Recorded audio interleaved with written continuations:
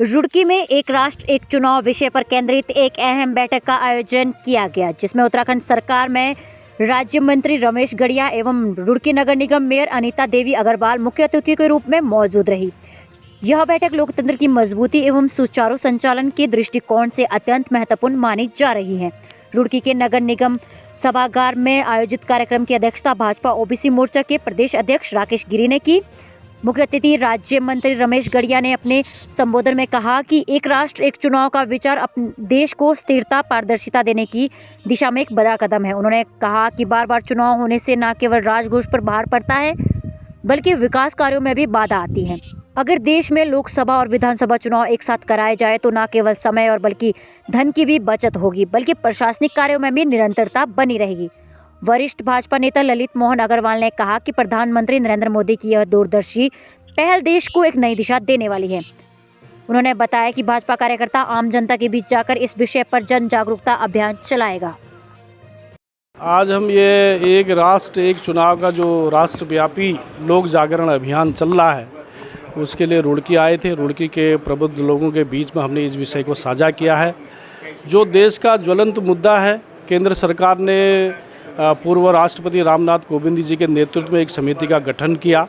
इस देश के अंदर जो वर्तमान चुनाव प्रणाली में खामियां हैं और जिसके कारण कहीं न कहीं जनता को सफ़र करना पड़ता है, उसके लिए उससे छुटकारा मिले और उसकी जो सिफारिशें हैं रामनाथ कोविंद समिति की, उस सिफारिशों के बारे में हमने यहाँ बताया है कि देश में आने वाले समय में एक राष्ट्र एक चुनाव ये भारत की आवश्यकता है, इस समय की मांग रहेगी। एक साथ लोकसभा और विधानसभा का चुनाव होना चाहिए, उससे समय की बचत भी होगी और जनता पर आर्थिक बोझ भी कम होगा और देश के विकास के लिए बहुत सहायक सिद्ध होगा। इन विषयों को लेकर हम यहाँ आए थे और जनता से हमने बातचीत की। जब देश का जनमानस इस विषय को समझेगा और इस विषय के समर्थन में आगे आएगा तो निश्चित रूप से मुझे लगता है कि संसद में ये विषय दोबारा आना है और जिसके बाद चर्चा के बाद ये कानून बनेगा। तो जनता की अवेयरनेस यदि रहती है तो निश्चित रूप से एक कानून बन करके हम सब लोगों के बीच में आएगा और चुनाव प्रणाली में ये अभूतपूर्व और अच्छा एक परिवर्तन दिखाई देगा। आज हम लोग धनौरी में थे, फिर यहाँ थे, यहाँ के बाद हरिद्वार हैं।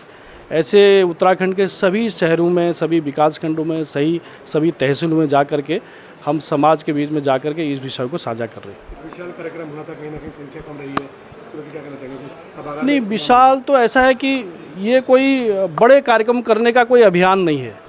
भारतीय जनता पार्टी आज हज़ारों की संख्या में कार्यक्रम कर सकती है। हमारे है कि हम जिन तक पहुँचना चाहते हैं वो लोग आने चाहिए।